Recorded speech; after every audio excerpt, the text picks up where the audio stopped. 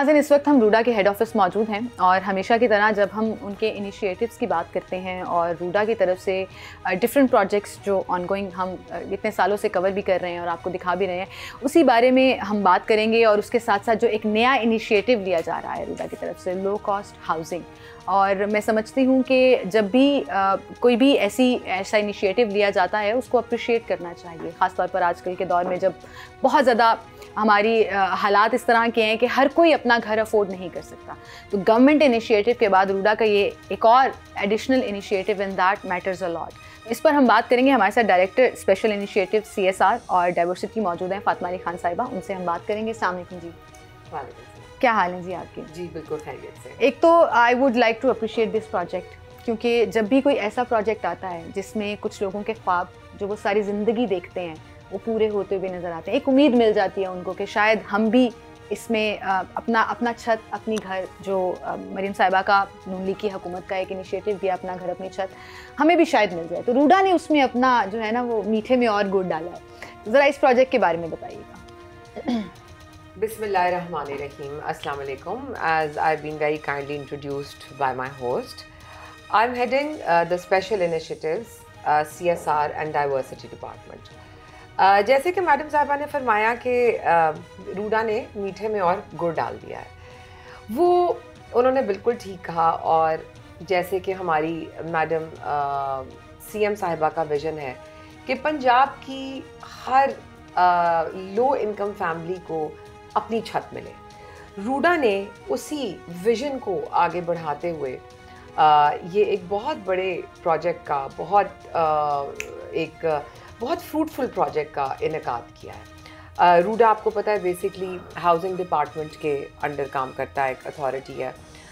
हमारे सेक्रेटरी साहब कैप्टन असद साहब ने इसमें बड़ा इंटरेस्ट लिया। हमारे CEO साहब की विज़न थी, उन्होंने एक बहुत अच्छी जगह लैंड दिया जो कि बड़ी एक्सेसिबल है, काला खताई रोड से आगे कुछ फासले पर मौजा नहरीपुर पे ये जगह दी गई। 50 कनाल की ये ज़मीन है जिस पे 100 घर प्री फैब हाउसेस बनाए गए। इन प्री फैब हाउसेस को तकरीबन 2 से 3 माह के अरसे के अंदर हमारी मैडम के CM साहिबा के विज़न को बिल्कुल ऑब्जेक्टिव को बरूए कार रखते हुए और बिल्कुल नज़र में रखते हुए हमने इस स्पीड से इस प्रोजेक्ट को किया कि जैसा मैडम चाहती हैं कि कम अरसे में कम आमदनी के लोगों को सेटल किया जाए और उनको एक सहारा दिया जाए और उनको मान दिया जाए, अपनी छत का ये कॉन्फिडेंस दिया जाए। तो ये हमने अपने CEO साहब की विज़न से, हमारे सेक्रेटरी साहब की जिद्दोजहद से और हमारे COO साहब ब्रिगेडियर जंजुआ साहब, उनकी मेहनतों और काविशों से, और मेरे लाइन मैनेजर काशिफ कुरैशी साहब जिनको मैं रिपोर्ट करती हूँ, ऑब्वियसली उनकी गाइडेंस से हमने इस बहुत ही नेक प्रोजेक्ट को शुरू किया और अब हम तकरीबन इसके इख्तिताम के मनाज़िर पर हैं। अच्छा, अब बिल्कुल कंप्लीशन की तरफ, तो कितने यूनिट्स होंगे? थोड़ा सा अगर हम सिंपल अल्फाज में बात करें कि कितने घर होंगे वहाँ पर, कितने लोग अप्लाई कर सकेंगे और कब तक ये, जैसे अभी आप बता रही थी कि एक टाइम फ्रेम होगा उसके अंदर जिसमें जल्द अज जल्दी हो जाएगा, तो इस तरह के सवाल लोगों के जहन में फ़ौरन से आते हैं कि अच्छा हमें भी बताएं हम कैसे और कब अप्लाई कर सकते हैं। जी बिल्कुल, obviously this is such an attractive venture and it's attractive for everybody. And it has never happened before. And it has never ever happened before. तो मैडम का ऑब्वियसली ये विज़न था और ये बहुत पसंद किया जा रहा है। हमें बहुत इंटरेस्ट आया है।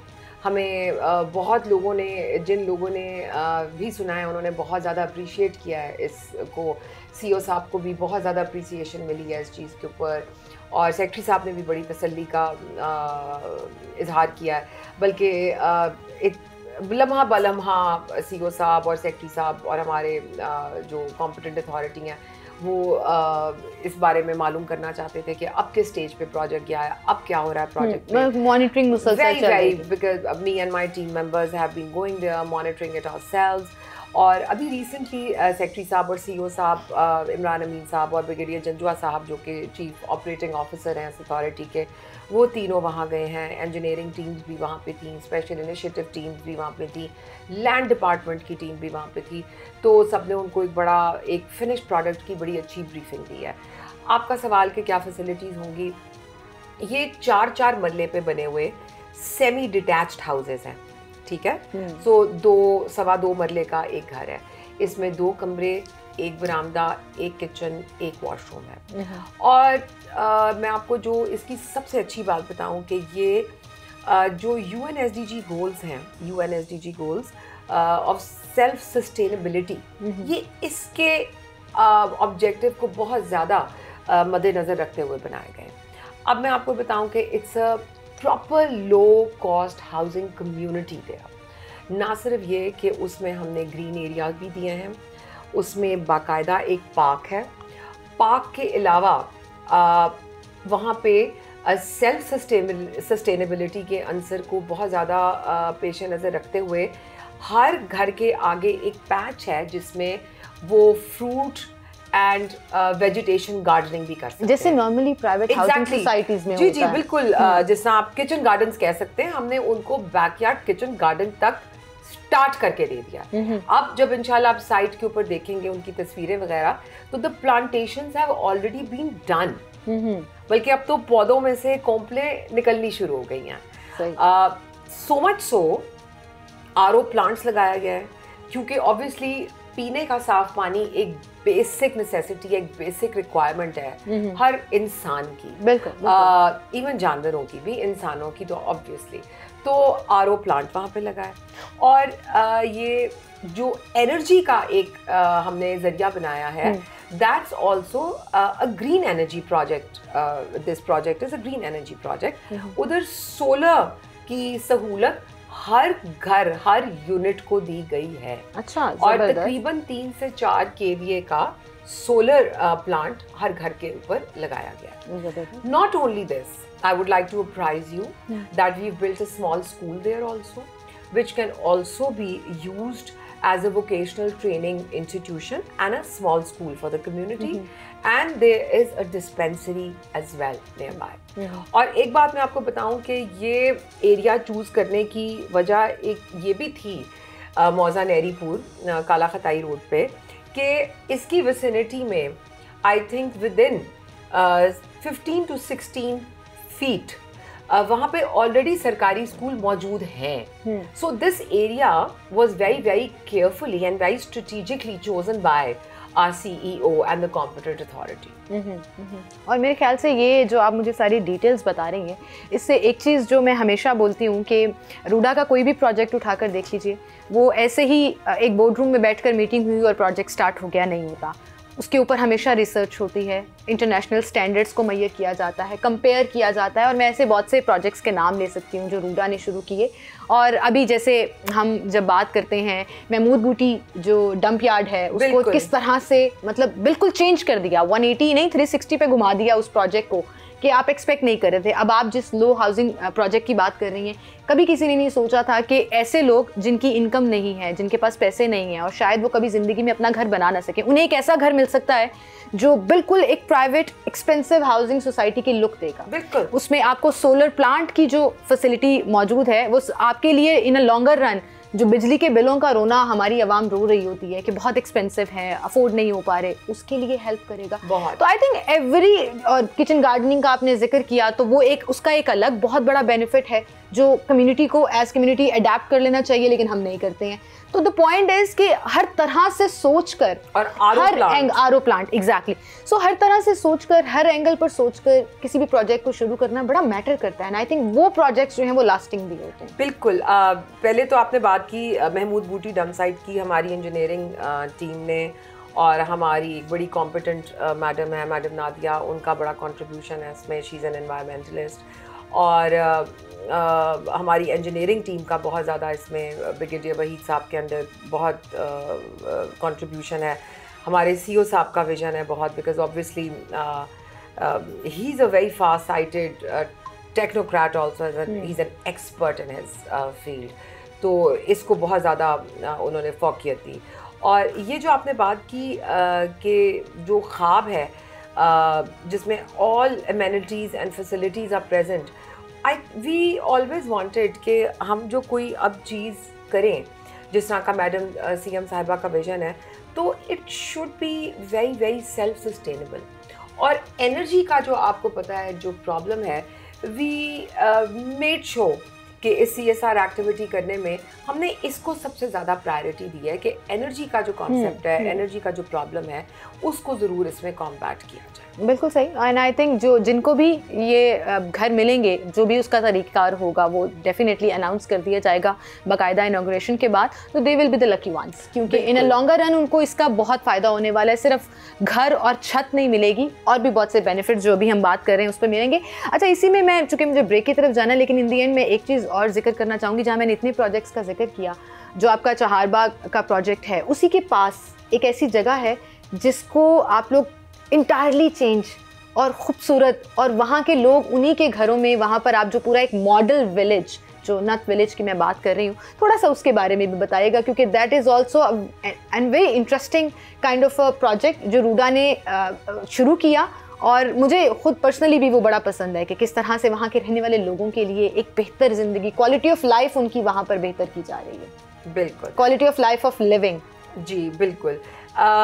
ये भी हमारा एक बड़ा स्पेशल इनिशिएटिव ही है। एक्चुअली आपको पता है कि रूडा एक नया शहर आबाद हो रहा है, and it is going to be a very futuristic city basically.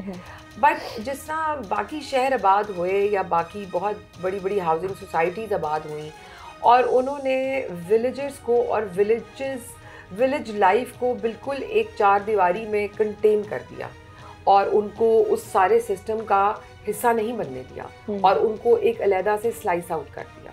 This is exactly what we did not want to do. This is exactly what we did not want to do. We wanted कि जो हमारी rural life है, obviously ये एक शहर बन रहा है, and it comprises of a total area of 140,000 acres. It is probably a 30% larger piece of land than what Islamabad is right now. Islamabad must be around 87 to 89,000 acres. जबकि रूडा 1,40,000 एकड़ का शहर है। हमारे जो कॉम्पिटेंट अथॉरिटीज़ हैं, specially हमारे CEO साहब, उनका विजन ये था that we do not want to contain and confine and wall out these rural communities. क्योंकि उनका एक अपना फ्लेवर भी होता है ना, तो वो मिस आउट नहीं होना चाहिए। एक बड़ा मल्टी कल्चरल सा मिक्स है। हम अपनी रूरल लाइफ को प्रिजर्व करना चाहते हैं, ठीक है। ऑब्वियसली आपको पता है Punjab is the food basket. हम अपनी रूरल लाइफ उस तरह ख़त्म नहीं कर सकते हैं। रूडा का मकसद ग्रीन एरियाज, खेत खलियान, जंगल कतई ख़त्म करना नहीं है। इनफैक्ट रूडा में 14% there's going to be, the plan is to have the green area exactly to be of 14%, whereas Islamabad mein 6 to 7% hai. So you can imagine that this futuristic city, which is going to be very self-sustainable, is going to be the greenest city in the country and one of the greenest cities in the world. London is around 21% green, and which is quite a bit. So हमारा रूडा के लिए 14% and above green रहने का plan है। अब मैं आपको बताऊं कि रूरल लाइफ में हमने ना सिर्फ ये कि बाकी सरकारी इदारों के साथ लिएज किया, ऑब्वियसली हम तो एक रेगुलेटरी अथॉरिटी है, बिल्कुल आपको कोलैबोरेट करना है, उनके साथ मिल के काम करना है। जी बिल्कुल, मिल के काम करने में हमने 6 से 7 सरकारी इदारों के साथ वी कोलैबोरेटेड, जिसके अंदर live stock and dairy department है, LWMC है, लाहौर वेस्ट म्यूनिसिपल कॉर्पोरेशन है, they were very kind to us, school education department है, पंजाब सोशल प्रोटेक्शन अथॉरिटी है, मैडम वहाँ की चेयरपर्सन और उनके CEO ने हमारे साथ बहुत ज़्यादा कोऑपरेट किया। डिस्पेंसरी रन करने के लिए हमने फातिमा जिन्ना मेडिकल यूनिवर्सिटी के साथ बहुत ज़्यादा लिंकेजेस किए हैं, एंड वहाँ की जो एक लोकल फैमिली है जिनके साथ हमने पब्लिक प्राइवेट पार्टनरशिप में चहारबाग लॉन्च किया, that family has been very very kind. Ejaz Khan sahab हैं, उनकी वालदा doctor Ayesha Malik, that family has been very kind and they've donated a personal land out of their own land pocket inventory, and they've given a good area, a strategically located area of around 10 marlas for the dispensary. और हमने जाके ना सिर्फ उसको demarcate कर लिया है और हमने उसका, उन्होंने हमें डोनेशन दे दिया है और अब हमारा उसके ऊपर इंफ्रास्ट्रक्चर एंड इंजीनियरिंग वर्क्स भी स्टार्ट हो रहे हैं। जबरदस्त जी, कोई अच्छा काम कर रहा हो। We've taken a lot of departments on board and we've taken the local family on board also। क्योंकि जो लोकल बंदे को अपने मसाइल का पता होता है वो एक फॉरेनर जाके नहीं देख सकता। बिल्कुल सही कह रही हैं आप। और ये जो आपने बात की ना कि जब मैं ये कह रही थी जब कोई अच्छा काम करता है तो लोग ऐड ऑन होते रहते हैं, और रूडा ने विद इन ईयर्स जो अपना ट्रस्ट डेवलप किया है अपनी ट्रांसपेरेंसी से, डिफरेंट प्रोजेक्ट से, तो लोग ना सिर्फ स्पॉन्सरशिप में बिलीव करते हैं बल्कि सपोर्ट करने में अपनी जेनरोसिटी शो करते हैं और रूडा के ऊपर ट्रस्ट करते हैं। Well, thank you so much for being with us. Nazan, हम एक छोटी सी ब्रेक लेते हैं, दोबारा हाजिर होंगे, हमारे साथ रहिए।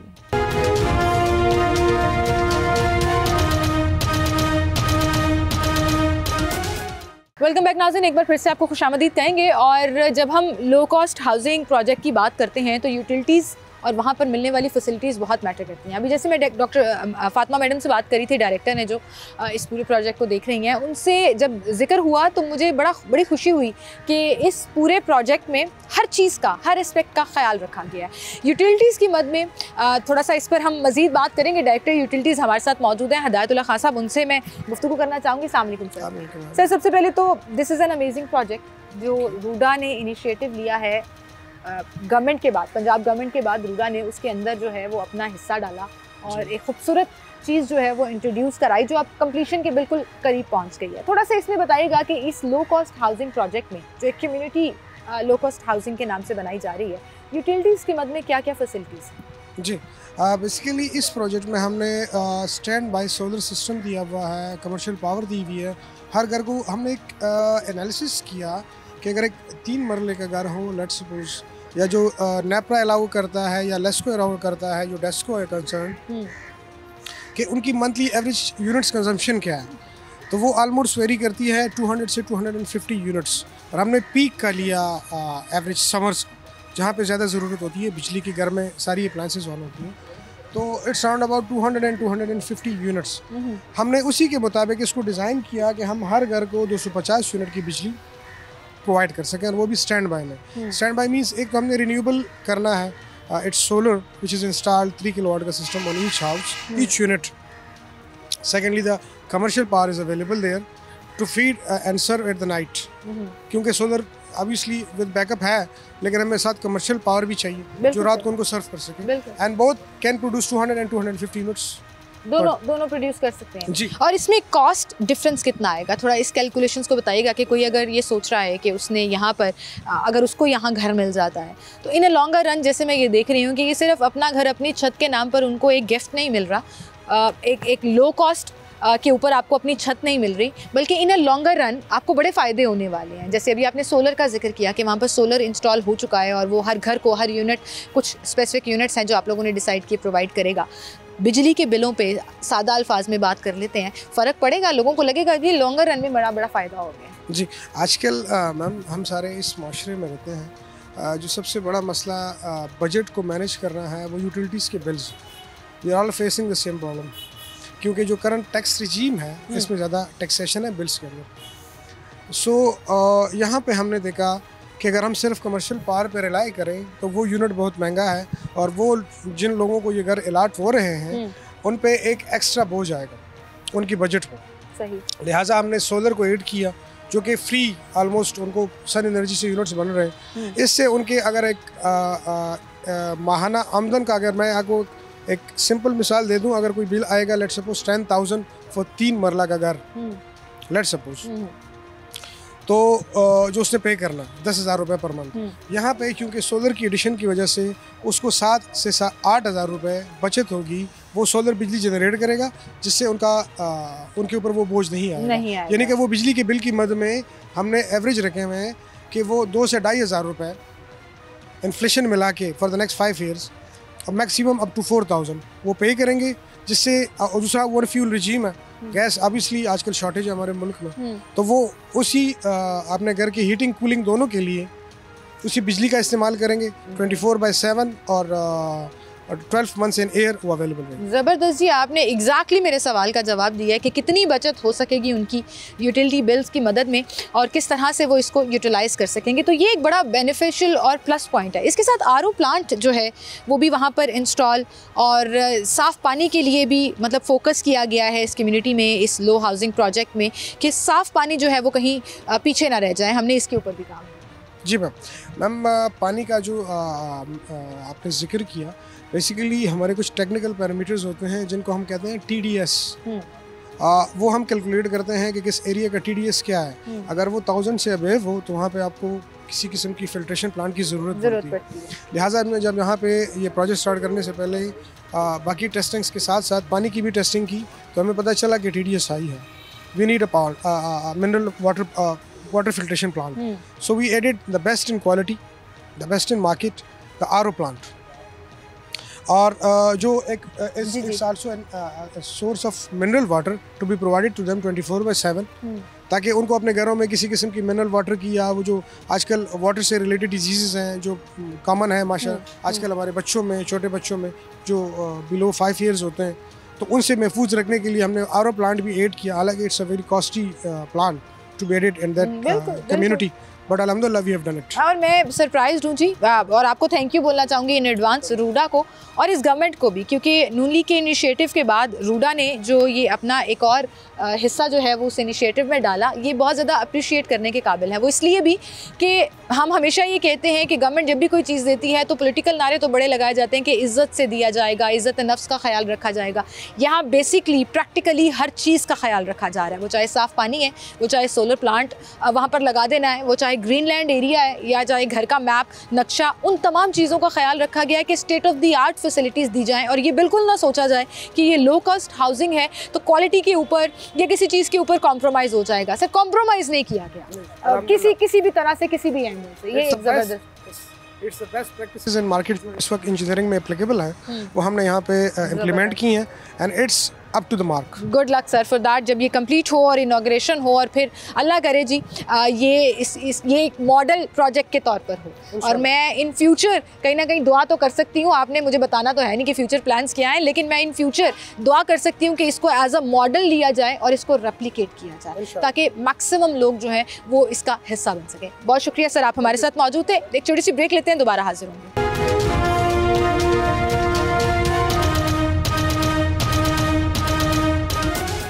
वेलकम बैक नाज़रीन, एक बार फिर से हम आपको खुशामदीद कहेंगे। जब भी हम रूडा के किसी नए इनिशिएटिव की बात करते हैं और जब भी रावी अर्बन डेवलपमेंट अथॉरिटी का जिक्र आता है तो एक नया शहर आबाद होने के साथ साथ जितने भी उनके डेवलपमेंट के काम हैं, एक चीज़ जो मुझे पर्सनली इस पूरे इन शोज़ में, इस पूरे प्रोजेक्ट में जो समझ आई है और जो पर्सनली मुझे बड़ी पसंद है, वो इनकी इन्वायरमेंट के ऊपर काम है, इन्वायरमेंट के ऊपर रिसर्च है। किस तरह से इन्वायरमेंट फ्रेंडली प्रोजेक्ट्स बनाए जा रहे हैं कि हमारा जो इन्वायरमेंट है वो ख़राब ना हो, हमारा क्लाइमेट चेंज किस तरह से इम्पैक्ट डाल रहा है हमारी ज़िंदगियों के ऊपर, हमारी डेवलपमेंट, हमारे कंस्ट्रक्शन के काम, हमारे वो तमाम चीज़ें जो हमें थोड़ा सा मॉडर्न दिखाते हैं वो कैसे नेगेटिव इम्पैक्ट डालता है हमारे इन्वायरमेंट के ऊपर। इसके ऊपर ना सिर्फ रिसर्च की जाती है, इसको बेहतर बनाने के लिए काम किया जाता है और प्रीएम्प्ट तौर पर मेजरमेंट्स ली जाती हैं। मैं ये सारी बातें सिर्फ इसलिए नहीं कह रही कि मैं इस वक्त रूडा के ऑफिस में मौजूद हूँ और मुख्तलिफ डायरेक्टर से आपका इंट्रोडक्शन भी करा रही हूँ और इंटरव्यू भी करा रही हूँ। मैं इसलिए कह रही हूँ कि बाकी तमाम जगहों पर,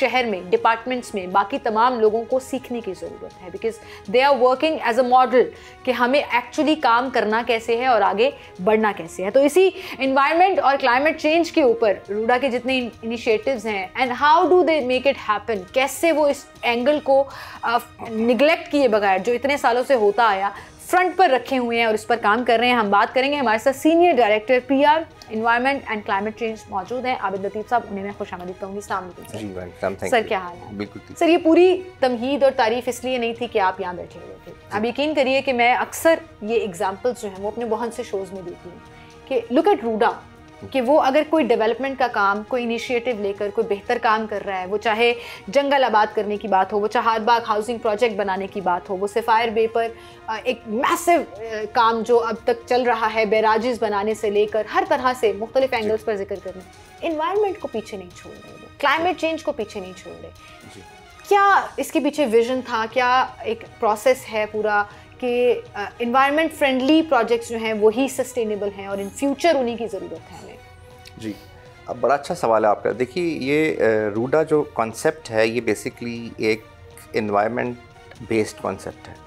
अब जब आप बात करते हैं रिवर की, जब आप बात करते हैं कि आपने रिवर को रिवाइव करना है, उसके साथ जो आपने बस्ती आबाद करनी है वो इको फ्रेंडली होगी, और वो जो हमारा नया कॉन्सेप्ट है अर्बनाइजेशन का, जिसको हम अर्बनिज़म कहते हैं, यानी कि लोगों का ख्याल रखते हुए अर्बनाइजेशन की जाए, उसको हम अर्बनिज़म कहते हैं। तो उस पे बेस्ड होगी और ग्रीनरी होगी, और जो लेटेस्ट क्लाइमेट को मिटिगेट करने के, क्लाइमेट चेंज के जो नेगेटिव इफ़ेक्ट हैं उसको जो मिटिगेट करने के मेजर्स हैं वो उसमें, उस मास्टर प्लान में, और उसकी जो जैसे जैसे डेवलपमेंट होगी वो इनग्रेन होंगे, तो फिर क्लाइमेट चेंज बहुत ज़रूरी हो जाती है, यानी क्लाइमेट चेंज उसकी पॉलिसी का हिस्सा। तो इसलिए रूडा जो है वो मैं समझता हूँ कि आई थिंक वो पहली ऐसा एक अथॉरिटी है जो कि स्टार्ट ही क्लाइमेट चेंज से होती है, क्लाइमेट चेंज की अवेयरनेस से, और इसकी कल्मिनेशन भी पूरे के पूरे प्रोजेक्ट्स की, it is all environment based. अब जहाँ बात करें अगर रिवर की, तो हम देखते हैं कि रिवर के अंदर पानी नहीं है, और climate is basically based on 4 things. It is based on water, it is based on air, it is based on soil, and it is based on the biodiversity. तो आप ये देखें, इन सारी चीज़ों को रूडा ने अपने मास्टर प्लान में इनग्रेन कर दिया। We are first of all making and installing, और हमने जगह आइडेंटिफाई की हैं जिसमें वाटर ट्रीटमेंट प्लांट होंगे ताकि दरिया में पानी ठीक आए। सॉइल और उसकी जो उसकी हेल्थ के लिए green areas, RUDA is the only authority जिसने 30% और rather equivalent and rather more plan होगा पूरे रूडा के अंदर।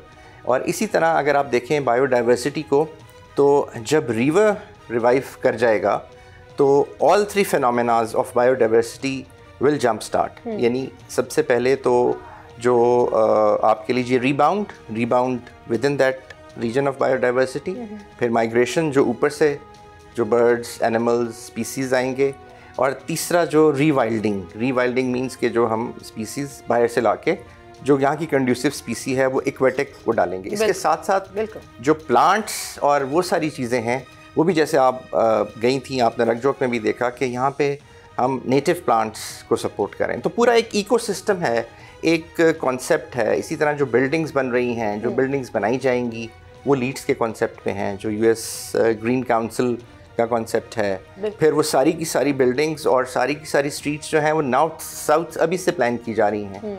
उसमें जो पेडेस्ट्रियन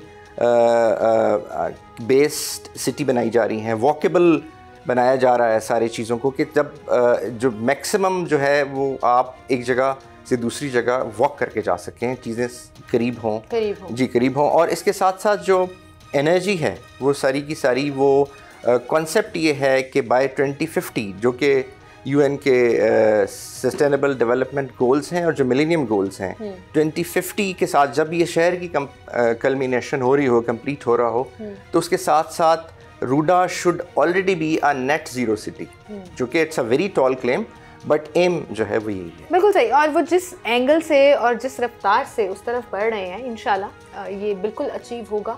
और एक तरह से ये आइडियल सिनेरियो है वो, इसलिए कि हम बहुत सी जगहों पर मिसालें देते हैं, यूरोप की, अमेरिका की, बहुत सी जगह पर हम डेवलप कंट्रीज़ की बात करते हैं।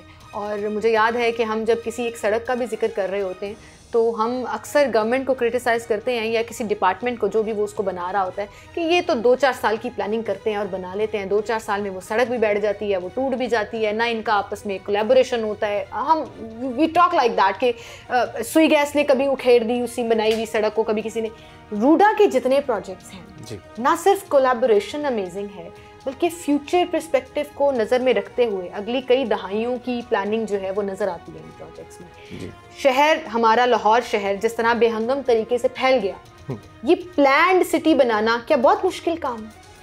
देखिए हमारी, क्योंकि आपकी प्लानिंग जो है ना वो दैट इज अमेजिंग। रूडा की जो प्लानिंग है ना, जो कॉन्सेप्ट है वो बॉटम अप नहीं है, top down in a sense के रिवर्स प्लानिंग पे बेस्ड है। यानी objective first and start at the end, और उसको बेस करके सारी प्लानिंग की जाती है ताकि अब वो जो आप बात कर रही हैं कि 5 साल के बाद दोबारा सड़क ना उखाड़नी पड़े, 10 साल के बाद कोई और एमिनिटी का फ़ीचर ना ऐड करना पड़े, तो वो सारी चीज़ें, दैट इज़ द रीज़न कि अभी से ही रूडा ने जो क्लाइमेट चेंज है और जो एनवायरनमेंट है उस पर वो उसको इनग्रेन कर दिया है, क्योंकि ये वो कॉन्सेप्ट्स हैं। अब आज से शायद 5 साल के बाद तो कोई भी शहर इन चीज़ों के बगैर शायद आबादी ना हो, कोई लोकेलिटी आबाद ना हो। और अभी आप देख लें तो हमारे मुल्क में इसके ऊपर कोई ज़्यादा लोग इस पे अभी तवज्जो नहीं है, अब हो रही है, अवेयरनेस भी बढ़ रही है, लेकिन तवज्जो नहीं है, सर पर आकर पड़ता है तो शायद लोग एक्टिव हो जाते हैं कि स्मॉग आ गई है तो एनवायरनमेंट कंट्रोल कर लो, ये कर लो, वो कर लो, पूरा साल ख़त्म है वो बात। लेकिन अगर इस तरह से इनिशिएटिव लेकर उस पर काम होगा तो डेफिनेटली उसका इम्पैक्ट ये होगा कि कोई खुदा ना खास्ता कोई प्रॉब्लम आ गई है तो हम रियलाइज़ नहीं करेंगे कि ये प्रॉब्लम एग्जिस्ट करती है, उसको पहले से ही कवर कर लिया जाए। जी बिल्कुल ऐसे ही है। तो वही उसकी वजह ये है कि हमारी रिवर्स प्लानिंग है, यानी हम ऑब्जेक्टिव से या जो गोल है उससे वापस we come to the starting point, और सारी जगह पे वही प्लानिंग है। इसी वजह से आप देखा होगा आपने चहारबाग में भी अभी से इवन जो स्मार्ट सिटी का जो लेटेस्ट कॉन्सेप्ट है वो उसमें इट इज़ देयर। इसी तरह से जो सस्टेनेबिलिटी है, सस्टेनेबिलिटी के कॉन्सेप्ट में भी हम रूडा जो है it is going even one step ahead, that is a regenerative type of a living in which के जो सिटीज़ जो डेवलप होंगे एरियाज़ वो साइक्लिक होंगे, यानी कि उनके अंदर से जो वेस्ट प्रोड्यूस हो रही है और उसके अंदर से जो आप कह लीजिए कि एमिशन प्रोड्यूस होंगी वो वहाँ से काफ़ी हद तक वहीं रीयूज़ हो जाएंगी, ये बाहर नहीं जा सकेंगी। ज़बरदस्त जी, ये होती है वो प्लानिंग जिससे ना सिर्फ प्लांट सिटीज़ आबाद होते हैं बल्कि चीज़ें मज़ीद बेहतर हो जाती हैं और एक एग्जांपल सेट हो जाती है कि if somebody wants to follow it they can, मतलब मुश्किल नहीं है, करके दिखाया। बहरहाल जी एक छोटी सी ब्रेक लेते हैं, दोबारा हाजिर होंगे हमारे साथ।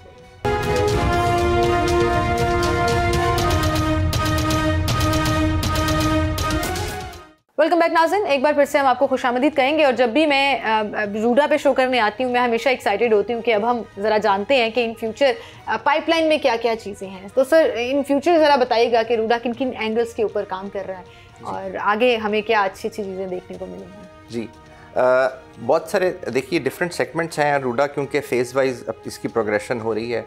अगर आप इसकी कमर्शियल साइट पे देखें तो आप यू ऑलरेडी नो कि चहारबाग 1, 2 और उसके साथ अब एक वो है, फिर इसके साथ साथ बहुत सारे अभी प्लानिंग फ़ेज़ के अंदर है जिसमें कुछ इंटरनेशनल इंस्टीट्यूशंस जो हैं वो यहाँ पे रूडा के अंदर यूनिवर्सिटीज़ कर रहे हैं। फिर एक एंटरटेनमेंट का बहुत बड़ा एक एरिया जिसको आप एक इंटरटेनमेंट सिटी का सेगमेंट कह लीजिए वो भी है। फिर इंफ्रास्ट्रक्चर के बहुत बड़े प्रोजेक्ट्स हैं जो कि ऑलरेडी इनिशिएट हो चुके हैं, जिसमें रिवर के साथ एक बहुत बड़ी दोनों साइड पे एक आप कह लीजिए कि बहुत ह्यूज रोड भी है जो कि उस सारी चीज़ों को लिंक करेगी और आर्टरीज़ को लिंक करेगी। और इसके साथ साथ जो हैं जितने विलेजेस हैं जो रूडा में, जैसे एक विलेज का तो आपने विलेज का तो जिक्र किया, इसके साथ साथ अराउंड 36 और विलेजेस हैं जिनको मॉडल विलेजेस में कन्वर्ट किया जाएगा। उनको वहाँ से डिस्प्लेस नहीं किया जाएगा जी, वहीं पे इन सिचू वहीं पे उनको उनकी क्वालिटी ऑफ लाइफ एनहांस की जाएगी through sewerage, through provision of education, provision of medical facility, whatever rudimentary in a form of dispensary और उसको ट्रेशरी हॉस्पिटल्स के साथ, ताकि वो लिंक कर जाए। बिल्कुल सर जी। और इसके साथ साथ जो अफॉरेस्टेशन है उसकी भी बहुत मैसिव एफर्ट पिछले इस साल भी हुई और नेक्स्ट ईयर से तो बहुत मैसिव एफर्ट का प्रोग्राम है ताकि जो उसका इम्पैक्ट सर ओवरऑल लाहौर शहर जो एग्जिस्ट करता है उसके ऊपर भी आएगा। जी उसके ऊपर भी आएगा, बिकॉज जो आपको पता है कि सबसे अच्छी जो सीक्वेस्ट्रेशन है कार्बन डाइऑक्साइड की वो ट्री करता है about 19 kg per annum and a human being uses 5 pound of oxygen and convert it into carbon dioxide per day. So उस हिसाब से अगर आप देखें तो कोई 90 ट्रीज़ बनते हैं जो हर इंसान को पूरे साल लगाने चाहिए ताकि उसको वो अपने जस्टिफाई कर सके। सो चे जाए कि हम उस कवर को ख़त्म कर रहे हैं तो उसका भी एक बहुत एफर्ट हो रही है। इसके साथ साथ अगर आप देखें तो इन द फील्ड ऑफ जो एक महमूद बूटी था, बहुत डंप था जी, और पिछले 2-3 डिकेड से कोशिश हो रही थी कि इसका कुछ हल किया जाए। nobody could touch that.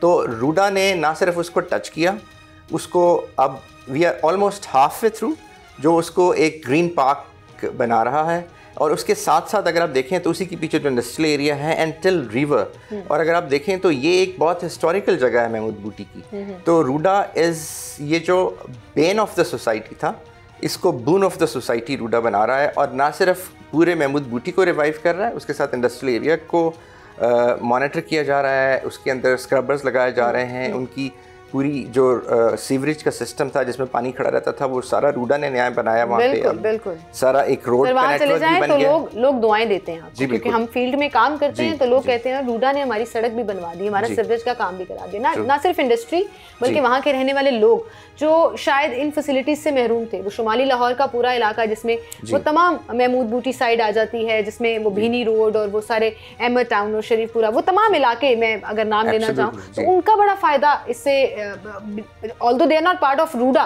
लेकिन आपके इन इनिशिएटिव से उनका भी बड़ा फायदा हो रहा है। तो बेसिकली ये जो एक ज़बरदस्त किस्म का काम हो रहा है हमारे शहर के अतराफ में, एक नया शहर आबाद हो रहा है। इन फ्यूचर मुझे लग रहा है हम लाहौरियों ने थोड़ा सा जेलस हो जाना है। रूडा सिटी जब कंप्लीट हो जाएगा तो विल बी लाइक कि ये उस वक्त हमें रियलाइज होना चाहिए था, तो we should have been part of it. तो अगर आपने अभी तक अपना इसमें पूरी इन्वेस्टिगेशन नहीं की है, and if you are not part of it and you can, तो मेरे ख्याल से आपको करना चाहिए। ये मेरी सजेशन है लाहौरियों को। नहीं, वो लाहौरियों को जेलस होने की ज़रूरत नहीं है, क्योंकि रूडा का जो बेसिक कॉन्सेप्ट ये भी है to the connectivity with the old शहर, with the mother city. So mother city के साथ तो एक नहीं कई जगह से कनेक्ट होगा। बहुत शुक्रिया सर, आप हमारे साथ मौजूद थे, और इसी के साथ नाज़रीन आपसे इजाज़त चाहूँगी। अपना ख्याल रखिएगा। अल्लाह हाफ़िज़।